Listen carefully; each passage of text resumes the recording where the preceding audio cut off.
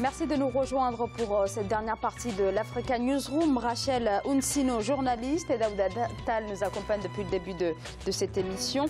Place à notre Zoom culture et société consacré aujourd'hui à l'orage africain du réalisateur Sylvestre Amoussou qui vient justement de nous rejoindre sur ce plateau.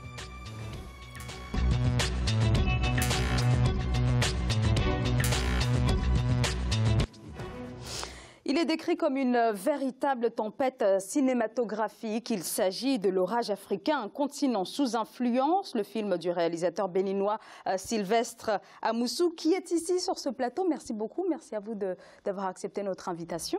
Merci de m'avoir invité. Bonjour.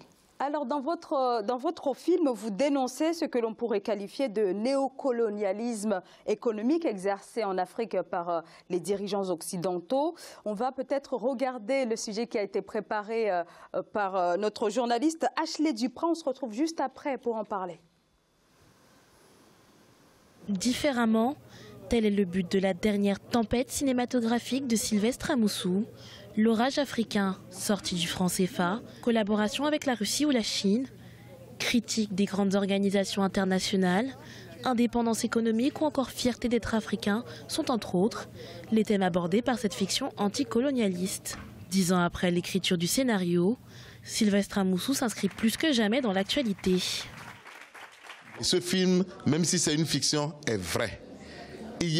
Chacun pense ce qu'il y a dans le film sans jamais oser le dire ou n'osant pas le dire. Et j'ai été en quelque sorte le porte-parole de tous ces gens-là qui sont un peu frustrés et qui voient que, bon, malgré tout, l'Europe continue à jouer les paternalistes. Enfin, si je dis l'Europe, je dis les dirigeants européens, parce que je ne mélange jamais le peuple, les peuples, parce que les peuples essaient de s'entendre, mais les dirigeants essayent d'être toujours méprisants, condescendants, et c'est ça que les gens ressentent à travers ce film. Dans cette coproduction franco-béninoise, l'acteur et scénariste Sylvestre Amoussou incarne le président d'un pays africain imaginaire, le Taranga, qui, souffrant de voir les richesses naturelles de son pays uniquement exploitées par des entreprises occidentales, met en place une parade. Lors de l'avant-première à Paris, dans la salle comble du Club de l'Étoile, le film a fait l'unanimité. Les termes qui sont abordés sont plus que réels. Ce thème, on le vit tout le temps. C'est notre vie. Quand est-ce que ça va changer? C'est ça le problème. Sur le continent, l'orage africain a reçu un accueil triomphal lors de la 25e édition du Festival panafricain du cinéma et de la télévision de Ouagadougou en mars 2017. Un festival où il a par ailleurs été primé de l'étalon d'argent. Alors justement, est-ce que vous vous êtes préparé à un tel succès? Un tel succès, non, mais quand j'ai fait le film, je sais que le film allait rencontrer son public. Parce qu'avant de faire le film, j'ai mis 10 ans, j'ai rencontré les gens en Afrique, dans la diaspora, et on a travaillé sérieusement pour pouvoir aborder ce sujet. Alors, évocation de la sortie du franc CFA, critique des grandes organisations, FMI, Banque mondiale, contre quoi... Les APE... Oui, entre autres. Alors, contre quoi milite votre film?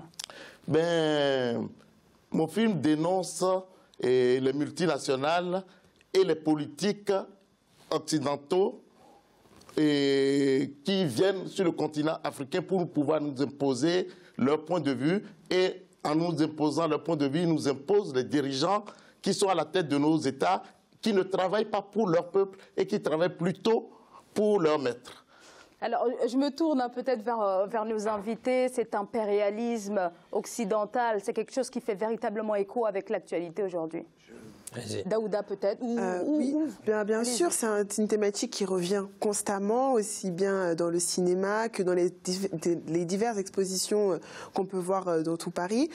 J'avais une question que je veux poser, je ne sais pas si je peux me permettre. Mais du coup, vu que votre film est quand même une critique de la relation interculturelle dominante entre la culture européenne et nos cultures africaines, comment est-ce que votre film se place dans le paysage cinématographique? Donc, est-ce qu'en France, c'est un film qui peut être distribué facilement? Déjà, tous mes films ne sont pas distribués facilement. J'ai fait un premier film qui s'appelle Africa Paradis, oui, et où les Européens vont émigrer en Afrique parce que tout à l'heure, j'entendais parler des problèmes migratoires, où les Européens vont émigrer en Afrique et on les appelle des coopérants. Bon, donc, ils ne sont pas plus coopérants que émigrés comme nous le sommes. Donc, je dénonce ça, donc bien évidemment, et ça a été très difficile à distribuer. Mais néanmoins, je distribue mes films et Africa Paradis, par exemple, a fait dans une seule salle plus de 50 000 entrées. Oui. Ensuite, le film a fait le tour du monde. J'ai été au Japon, aux États-Unis, un peu partout dans le monde, en Afrique, un peu partout. Bon, bien évidemment, tout à l'heure, bon, dans le sujet, on disait que le film était coproduit par la France. Non, le film a été entièrement produit par moi, en Afrique. Uniquement, les financements ont été trouvés en Afrique et dans la diaspora, et avec, bien évidemment, quelques amis européens qui sont des amis, comme je dis dans le film. Et le film, ce n'est pas un film contre les peuples, parce que nos dirigeants, il est grand temps qu'ils se réveillent. Chaque fois, vous voyez un président européen arriver en Afrique, il donne tout le temps des leçons aux dirigeants africains qui oublient, par ailleurs, qu'ils sont là pour travailler avant tout pour leur peuple. Donc, voilà les thèmes que j'aborde dans le sujet en parlant d'un pays comme le Bénin. Nous, on vit des frais de douane. Quand on prend les APE, par exemple, où on fait rentrer les marchandises à tout va chez nous et on ne met pas de l'argent là-dessus, comment voulez-vous qu'on s'en sorte? Et surtout, le président, chaque fois, parce que moi j'ai dit, c'est le plus grand hold-up du siècle a été fait par le général de Gaulle et les présidents successifs français continuent à perpétuer. La majorité des sujets ne sont même pas, et les Français ne sont même pas informés de ce que font les dirigeants en leur nom. Et c'est ça que je dénonce dans le film.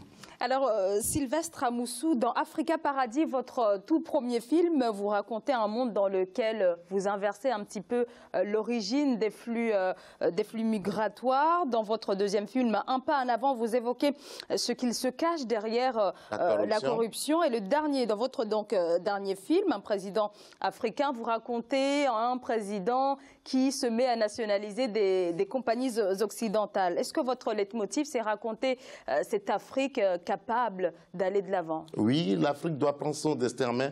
Et les Africains, aujourd'hui, on ne parle pas beaucoup des jeunes qui travaillent et qui prennent leur destin. Il y a beaucoup de choses qui bougent sur le continent. Mais on a voulu toujours maintenir cette Afrique-là dans le misérabilisme. Le cinéma africain, les cinémas africains en Europe sont financés pour la plupart pour raconter la misère du continent. Et moi, bien évidemment, chaque fois quand je propose mes thèmes, bon, c'est de bonne guerre, hein. Ils ne veulent pas soutenir, ils ne veulent pas accompagner parce que ce n'est pas le genre de sujet qu'ils ont envie de voir. Et en Afrique, moi, j'ai vu, je me suis rendu compte, au dernier FESPACO, par exemple, entre les répliques, les gens applaudissaient. Même moi, même pour ma réalisation, c'est la première fois que je vois ce que les gens ressentent quand on parle réellement d'eux. Donc, on a fait tout possible et le film, on l'a montré en Allemagne, on l'a montré, et l'avant-première a eu lieu il y a 2-3 jours à Paris, et c'est la même chose. Donc, il faut travailler pour les Africains, il faut prendre conscience que nous devons changer les choses, et puis surtout, ce n'est pas aux autres de venir changer les choses à notre place. En Afrique, par exemple, et quand un chef d'État africain arrive en France, c'est le secrétaire d'État qui va l'accueillir, alors que quand un président français arrive en Afrique, par exemple, au lieu d'aller travailler, les gens ont les mains au soleil pour accueillir le président français. Et ça, il faudrait que ça cesse. Daouda Tall, hein, donc on voit que Sylvestre Amoussou tente de donner une image positive de l'Afrique. Est-ce que ça veut dire aussi quelque part que le cinéma africain reste encore très empreint de ces clichés sur l'Afrique? Oui, tout à fait. Et je crois que c'est une contre-attaque, entre guillemets, hein, qui est assez intéressante. Et je crois qu'il faut ça. Et c'est des thèmes d'actualité. Quand on parle du franc CFA, quand on parle de la corruption, tout ça, c'est des thèmes d'actualité. Et évidemment, mais vous savez, j'ai aussi une question, moi, que je voudrais vous poser. Quelle est la part d'introspection de nous-mêmes dans ce film on n'a pas le temps de développer un certain nombre de choses parce qu'on sait que l'impérialisme est nourri par la dépendance quelque part. Et quand vous prenez les États africains, la plupart de nos budgets sont déficitaires pour la quasi-totalité des États. Recettes, dépenses publiques en santé, éducation, etc. Si vos recettes ne peuvent pas couvrir toutes vos dépenses, et c'est là qu'ils vont aller chercher des prêts, de l'aide publique au développement, etc. Et là, la dépendance se renforce. Vous savez, celui qui vous donne vous impose parfois. Et du coup, moi, je parlerai de l'inefficacité d'ailleurs de l'aide publique au développement en plus. Mais surtout, quelle est la part d'introspection de nous-mêmes? Regardez le film, je parle de notre propre responsabilité aussi. Parce qu'un Africain noir met toujours son intérêt particulier au-dessus de l'intérêt général.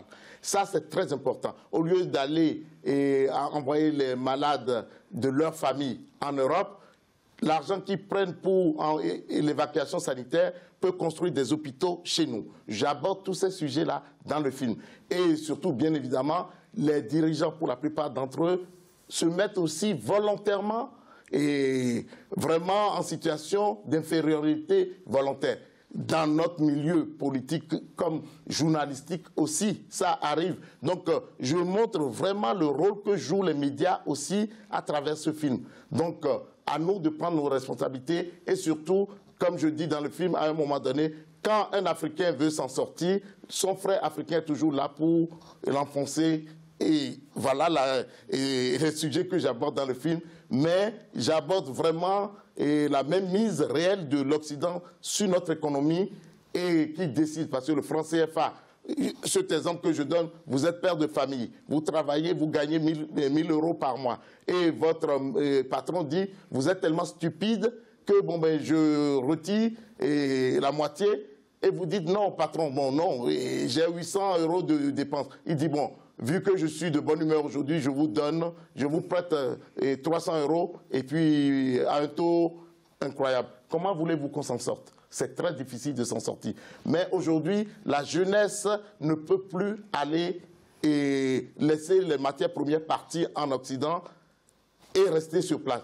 Il faut transformer les matières premières, créer une plus-value, générer des emplois, parce qu'aucun individu n'a envie de quitter son pays pour des raisons autre que économique. Donc une reprise en main, mais avec ce film, vous avez été derrière, mais aussi devant la caméra en tant qu'acteur. C'est vous qui avez interprété le rôle du fameux président, hein, si j'ose dire. Sylvestre Amoussou, comment avez-vous jonglé avec ces deux casquettes? Eh bien, j'ai pris l'habitude de jongler avec cette casquette depuis des années parce que, bon, ça fait plus de 20 ans que je joue. Bon, j'ai joué ici au théâtre avec des Michel Galabru, les Darico, j'ai joué dans des films avec les Noirs et tout, de partout.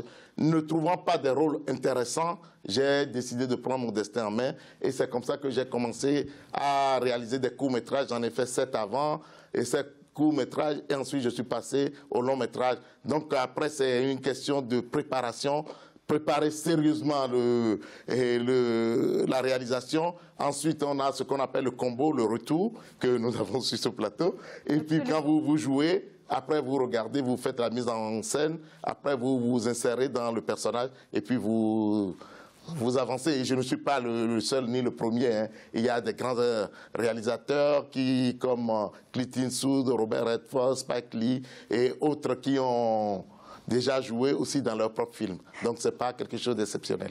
Très bien. Merci beaucoup Sylvestre Amoussou. Merci beaucoup d'avoir accepté notre invitation. Eh ben, c'est moi qui vous remercie. Le film sort demain. Effectivement. Et à Paris, si vous êtes à Paris, allez tous à l'espace Saint-Michel parce que c'est de là qu'on va décider si le film peut aller dans d'autres salles. Voilà. Et en tout cas, les critiques commencent à sortir et les critiques sont très, très positives. Donc, L'Orage africain, un continent sous influence du réalisateur Sylvestre Amoussou, donc ce mercredi en salle en France. Merci beaucoup. C'est moi qui vous remercie. Je vous remercie également Rachel Unsinou d'avoir été avec nous ce soir. Merci à vous, c'était un plaisir.